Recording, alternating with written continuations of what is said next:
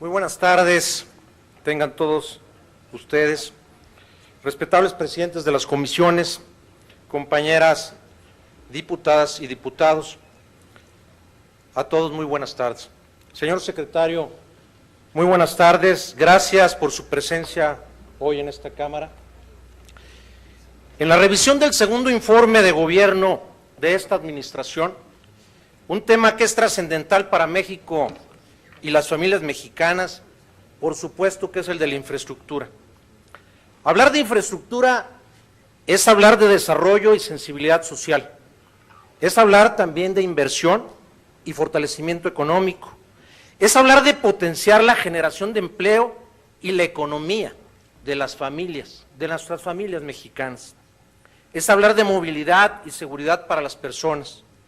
Para Acción Nacional, la infraestructura es el medio necesario para generar productividad, competitividad y desarrollo, pero lamentablemente no vemos que sea una visión que comparta el actual gobierno, al menos las cifras así lo demuestran en los hechos.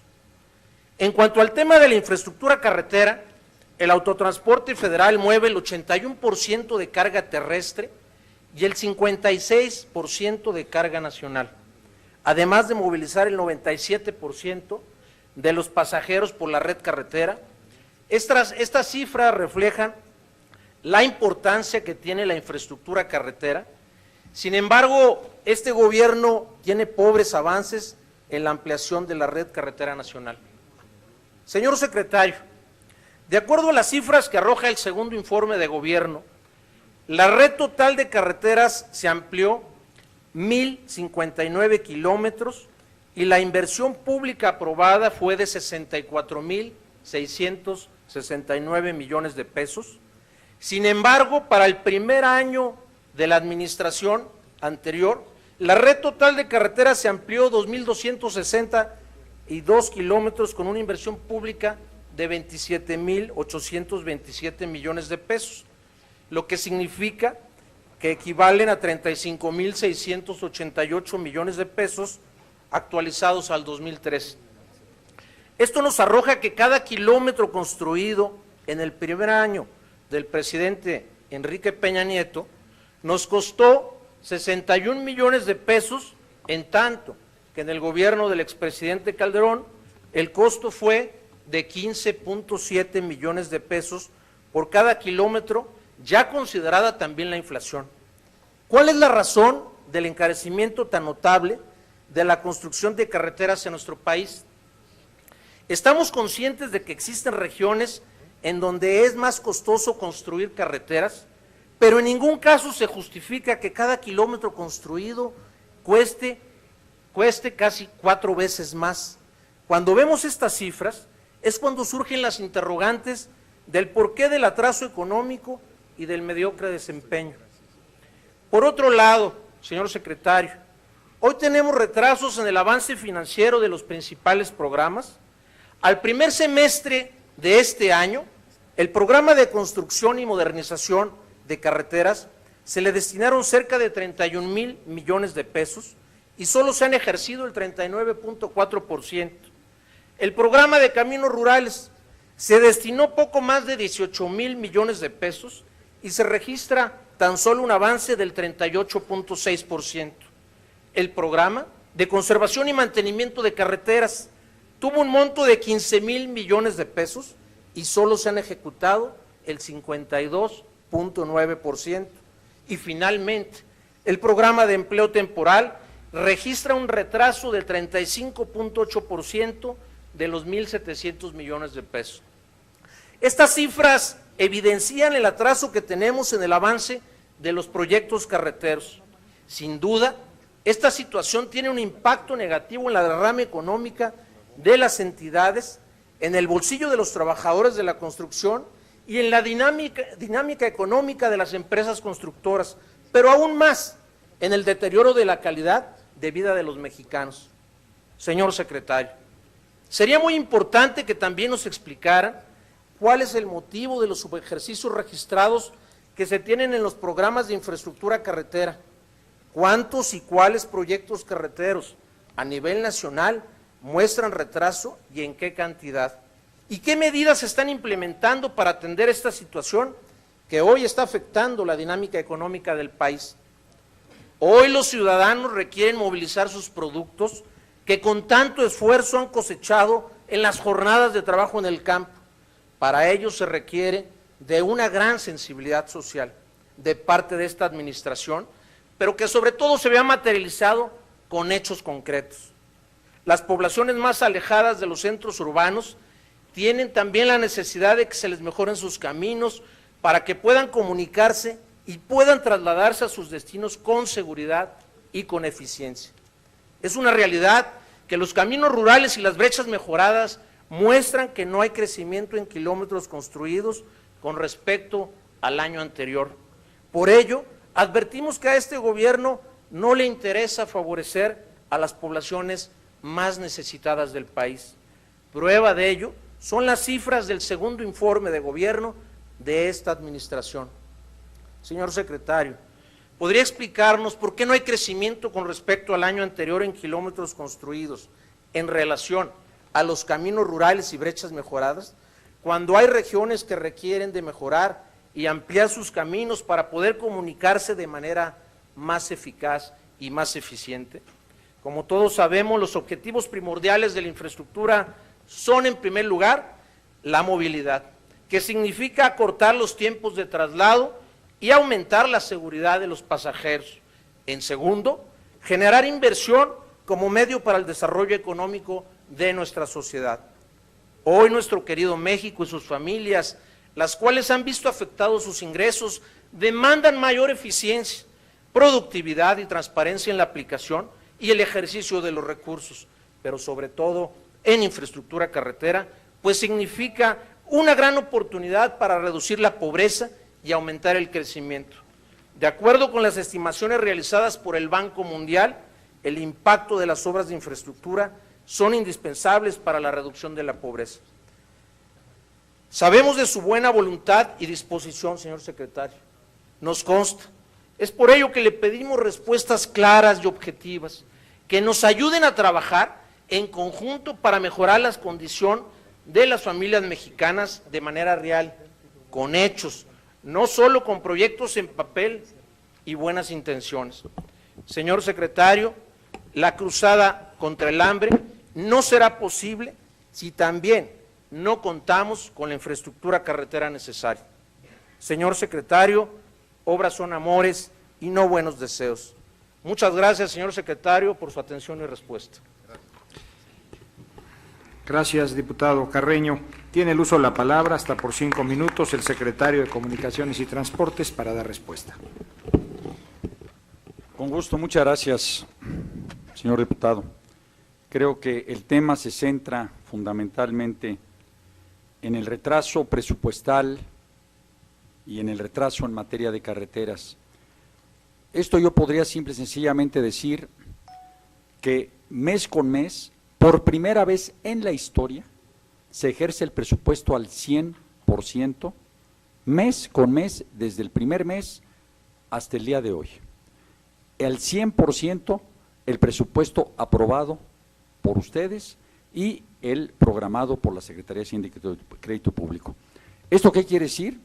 Que vamos gastando, de acuerdo al avance de obra, todo el presupuesto que tenemos asignado por primera vez en la historia de la Secretaría de Comunicaciones y Transportes. O sea, esto deja ver que hay por ahí algún puntito que hay que verificar. Tenemos en kilómetros construidos y modernizados de carretera a la fecha 1,180 kilómetros. En kilómetros construidos de autopistas, cifras que di durante mi informe, 515. Y en kilómetros, esto no lo di porque hablé de una meta sexenal, kilómetros construidos y modernizados en caminos rurales y alimentadores, 18,630 kilómetros. O sea, a la fecha son 20,325 kilómetros. Yo creo que no es punto de competir ni de poner los números a ver cómo vamos. Creo que el tema es cumplir con el Programa Nacional de Infraestructura que ustedes conocen, que ustedes tienen en sus manos y que perfectamente puede evaluarse a la luz de un análisis elemental. ¿Por qué solo se ejerció el 34 y 38% del presupuesto? Yo creo que lo que se está viendo son el primer trimestre o el segundo semestre, o sea, la cifra al semestre o la cifra al primer trimestre, porque cuando se analice la cifra a septiembre, va a venir, como siempre ha venido, el 100% del ejercicio presupuestal. Si se ve una fecha anterior, desde luego que en un momento dado puede ser esta cifra mucho menor. Y yo creo que el camino, el avance en carreteras, que es la pregunta también que se me hace, en autopistas va, por lo tanto, en tiempo. No puede ir algo que no esté en tiempo si no se ve ejerciendo el presupuesto completamente. Y no solamente vamos arrancando en tiempo la inversión pública, vamos arrancando en tiempo la inversión de Fonadín, que es otra inversión muy importante que nos convía el fondo, también para que iniciemos obras, y se van iniciando en tiempo. Y se van iniciando en tiempo las 46 autopistas, esas 46 autopistas, que es un gran plan que van a superar la mitad del número de autopistas construidas en toda la historia, se van a construir en esta administración, y es precisamente una de las grandes metas que se tienen y que se van a terminar. Todas van avanzando. 8 ya se concluyeron, 28 están ya en construcción y vienen en este fin de año 6 más que se van a terminar y como 4 más que se van a iniciar. Todas las 46 estarán iniciadas antes del primer trimestre del año que entra, con lo que esperamos definitivamente concluirlas antes de que concluya la administración. Muchas gracias, señor diputado. Muchísimas gracias. Licenciado Gerardo Ruiz Esparza, voy a dividir en 2 partes estos 3 minutos para hacer un par de planteamientos importantes. El primero se refiere a un cuestionamiento que formula el diputado Juan Bueno del Estado de Veracruz y que particularmente quiere cuestionar qué sucede con los trazos del ferrocarril del año 1900 que afectarán zonas urbanas de manera importante y restan competitividad a muchas de las actividades productivas de los ciudadanos, tal como la falta de construcción de libramientos ferroviarios en muchos municipios del país. Particularmente, cuestionar sobre el libramiento ferroviario de la ciudad de Córdoba, Veracruz, que tiene 22 años de haberse construido el trazo, las terracerías y puentes, y aún no le ponen los durmientes y las vías. Como este caso está el de Irapuato, Celaya y muchos otros municipios del país. ¿Cuándo, señor secretario, cuándo llega la modernidad ferroviaria a esos municipios? ¿O debemos esperar accidentes fatales para que el gobierno federal asuma su responsabilidad de resolver estos problemas? Ese es el primer tema. El segundo planteamiento tiene que ver con una circunstancia que se presenta en el estado de Querétaro. No he tenido el gusto de compartirlo con usted porque he solicitado una cita y lamentablemente no he podido tener ese encuentro. Me refiero particularmente al tema de la construcción de una estación del tren en la colonia Calesa, en el municipio de Querétaro. Planteo particularmente que estoy convencido y apoyo el desarrollo y la modernidad en materia ferroviaria que propone el presidente de la República, particularmente la construcción del tren de alta velocidad México-Querétaro. Seguramente usted está perfectamente enterado de todos los acontecimientos que hay alrededor de este tema, el de la construcción de una estación del tren que desde hace 9 meses, lamentablemente por acciones encomendadas desde su secretaría, iniciaron procesos para hacer una consulta en la colonia Hércules y 7 más que son aledañas a ella, en las que una empresa de nombre Prointec y Pinza fue a solicitar avalúos a los ciudadanos, 2 particularmente a su costa, para que determinaran el estatus patrimonial de cada uno de ellos. A partir de ello comenzó una problemática por falta de información sobre la construcción de este proyecto de estación del tren. El tiempo me impide profundizar a detalle sobre ello. Debo decir que derivado de todo lo que sucedió después de la falta de información, los ciudadanos de esta zona han insistido al gobierno federal, estatal y municipal para que entregue información sobre la construcción de esta estación del tren. Tuvimos un encuentro derivado de un acuerdo de la Comisión Permanente con el subsecretario Carlos Almada, y en ese encuentro me acompañaron 7 representantes ciudadanos y el Colegio de Ingenieros Civiles del Estado de Querétaro. De ese encuentro se acordó que se celebrara un estudio, un dictamen que diera viabilidad en materia de impacto vial y urbano sobre la construcción de ese tren. Querétaro enfrenta una circunstancia de movilidad muy delicada. Están llegando 45 familias diariamente con 4 integrantes y 2 vehículos diarios a esta ciudad de Querétaro. Esta circunstancia está afectando seriamente la movilidad de nuestro estado y nuestro municipio. Colocar la estación del tren en esta zona causaría graves impactos. Nunca antes di un pronunciamiento en contra de esta estación hasta no tener un estudio técnico que así lo avalara.